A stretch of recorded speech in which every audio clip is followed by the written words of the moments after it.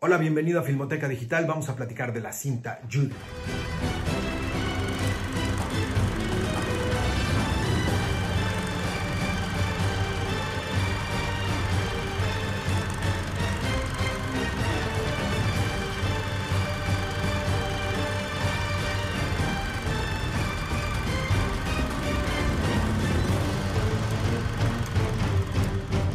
Bueno, Judy Garland. Creo que es importante nada más dejar en claro que ha desatado muchísima controversia y muchísimas críticas muy polarizadas, que es como, porque obviamente el personaje, la figura de Judy Garland es de las principales en la creación y es un ícono de la creación de Hollywood y del cine norteamericano.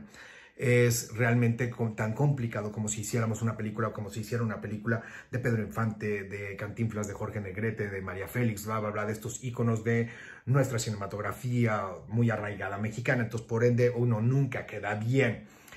Sin embargo, bueno, vamos a tratar obviamente de empezar a platicarla. Creo que es importante, sin lugar a dudas, armar un antecedente. Mucha gente no conoce quién es Judy Garland, sobre todo nada más la identifica como la niña que hiciera el Mago de Oz a los 13 años de edad, pero obviamente hay mucho más atrás de eso.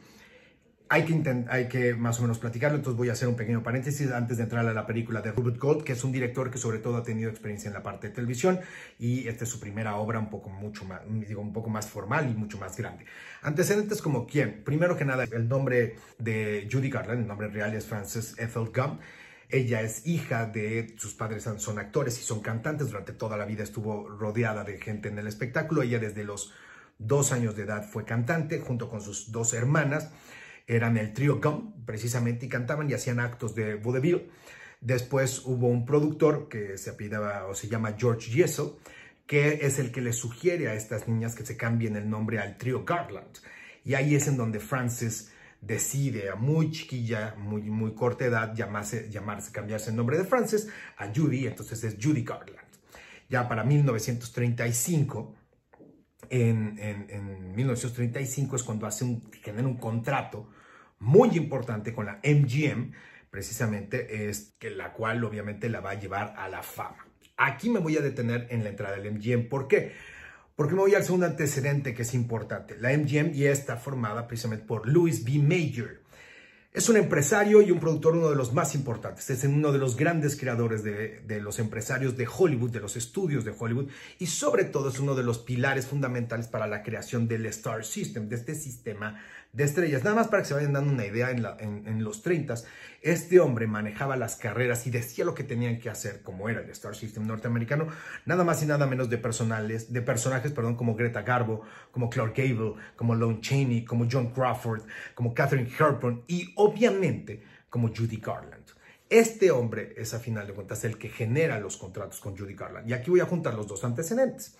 Judy Garland, Louis B. Mayer. ¿Por qué? Porque esto es lo parte fundamental de la segunda línea estructural de la película de Judy. La primera línea es 1968 y es Judy Garland ya en su decadencia. Pero nos va a llevar la película a los flashbacks. Y los flashbacks es precisamente 1939 cuando está filmando la película de El Mago de Oz. ¿Ok? Y la relación que tiene con Louis B. Mayer. Me gustaría entrar en esa parte ya que venimos de los antecedentes. La película en el pasado de Judy Garland nos va a llevar a ver lo que son los principios de abuso, ¿no? De infantil, abuso infantil, la decadencia obviamente que está teniendo esta niña, la presión, sobrepresión que está teniendo Judy, la incursión en la parte de las pastillas y de los medicamentos que después podrían generar toda la parte de las adicciones e incluso se sugiere también un abuso sexual por parte de Louis B. Mayer, ¿ok? Entonces, todo la película, todo este círculo es lo que obviamente va a llevar en el corazón y en la psicología del personaje para lo que vamos a ver en la primera línea de la parte visual de la película, que es exactamente en 1968, en donde vemos a una Renée Zellweger que está extraordinaria, bastante bien, en donde vemos una Judy totalmente en decadencia, sigue haciendo shows ahora, pero los hace con sus 2 hijos, niños, con Lorna y con Joey Lift, que son producto de su tercer matrimonio, más bien segundo matrimonio, tercer matrimonio, discúlpenme, ella está totalmente en la quiebra, pierde incluso la parte de los hijos, no les voy a platicar más, y se le topa enfrente la oportunidad de tenerse que ir a Londres para hacer una serie de conciertos en unas 5 o 6 semanas en Londres, tratar de ganar algo de dinero y obviamente poder recuperar a sus hijos. Y eso es lo que hace Judy Garland. Se va a Londres y lo que presenta la película a final de cuentas es todo lo que sucede en la decadencia y en los momentos de soledad que tiene Judy Garland en lo que está generando esos conciertos.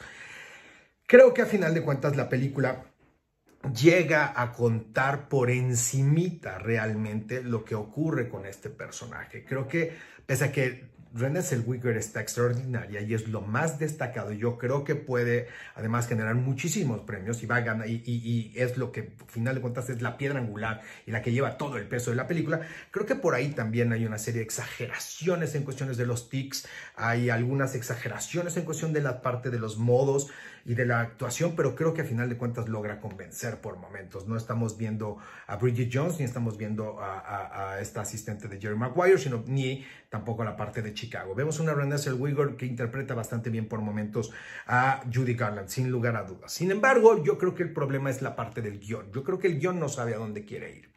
El guión es como una serie de viñetas de Wikipedia. Es como si nos quisieran plantar una parte de psicología para principiantes, en donde vemos a una mujer que está totalmente destrozada y nos está diciendo por qué abusaron de ella, por qué hicieron esto, por qué hicieron el otro. Y es como si hiciéramos una serie de terapias en telegramas bastante absurdos como tal. O sea, en lugar de, yo creo que jamás nos deja descubrir realmente ni lo que está pensando ni lo que está sintiendo el personaje, sobre todo en la época actual, en la época del presente. Nunca deja que Renée Zellweger realmente se desarrolle con ese temperamento, se desarrolle con la oscuridad que está viviendo. También deja personajes secundarios botados, le mete muy a fuerzas el personaje de una pareja gay que es fan, nada más para ver, obviamente, a fuerzas meter esta situación de Judy Garland como un símbolo, obviamente, interesante que se ha convertido para la comunidad lésbico gay. Pero creo que esta figura también está muy dejada. Por ahí un asistente en Londres que también es una historia que está dejando, sin lugar a dudas, muy fuera. A final de cuentas, creo que la película es interesante, la película es entretenida, sobre todo para los que no tienen conocimiento de quién es Judy Garland. Creo que lo más importante es de que vale la pena meterse a la vida de este personaje, de este ícono.